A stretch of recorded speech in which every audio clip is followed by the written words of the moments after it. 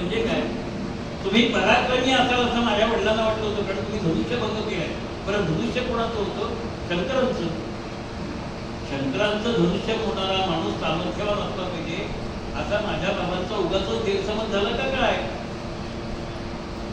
आता रामांच्या त्या मूळ विषयाला हा प्रश्न आला. त्याला काय म्हणायचं? मर्माघात म्हणायचं. एवढा पराक्रमी असं काही रामाला वाटलं नाही, पराक्रमी वगैरे.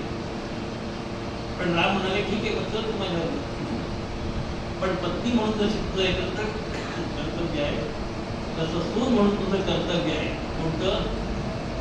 माझ्या आईची आणि वडिलांची सेवा करा. मग ती कोण करणार? ती म्हणाली मला माहित नाही, कारण मी आता सून म्हणून राहिलेच नाहीये. का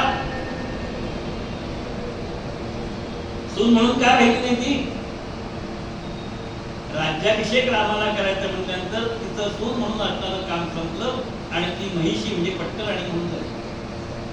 महिषीचा दुसरा अर्थ वाईट आहे, मी सांगत नाही, समजून ती पट्टराणी झाली. मग पट्टराणीचा अधिकार काय? सासूची सेवा करणं हेच आहे, कारण तिला नाती नाही कोणती. आणि मग रामाने तिला वनवासात लेखन मान्य केलं. म्हणजे पत्नीने तिचा धर्म निभावला आणि पतीने त्याचा धर्म निभावला. वनवासामध्ये आपण जायचंय आपल्या नवऱ्याच्या बरोबरीत, तो जे खाईल ते खायचंय, तो राहील तसं राहायचंय, तो व्रतस्थ राहणार आहे, आपणही व्रतस्थ राहायचंय, प्रयत्न करायचाय. अशा प्रकारचं आचरण पत्नीने स्वीकारलेलं आहे. आमच्या अलीकडच्या मुलींना सांगून बघा, वाटलं तर गिर जी गिर सांगायला घरात असेल तर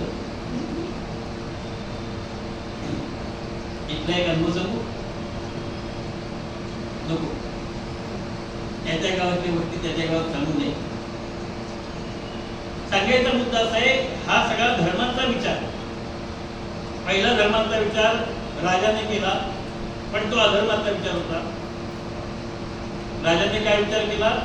प्रजेला हे सांगायचंय म्हणून, पण तिथपर्यंत धर्माचं पालन झालं आणि नंतर धर्म सुटला, कारण प्रजेला न विचारता रामाला वनवासात पाठवण्याचा निर्णय घेतला आणि भरताला राज्याभिषेक करण्याचा निर्णय घेतला.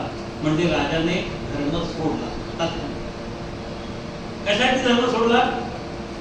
स्वतःच्या स्वार्थासाठी सोडला का? नाही होत. मग वचनाची पूर्तता करण्यासाठी. तुलसीदासांचा फार सुंदर जो आहे, रघुकुल रीत सदाचे जे आई प्राण गायी पद वचन म्हणते. आमच्या वंशाची परंपरा आहे की दिलेलं वचन मोडायचं नाही, मग त्यासाठी काही करावं लागेल. अधर्माचरण करावं लागलं तरी चालेल, पण वचनबद्ध आहे, मी वचन मोडणार.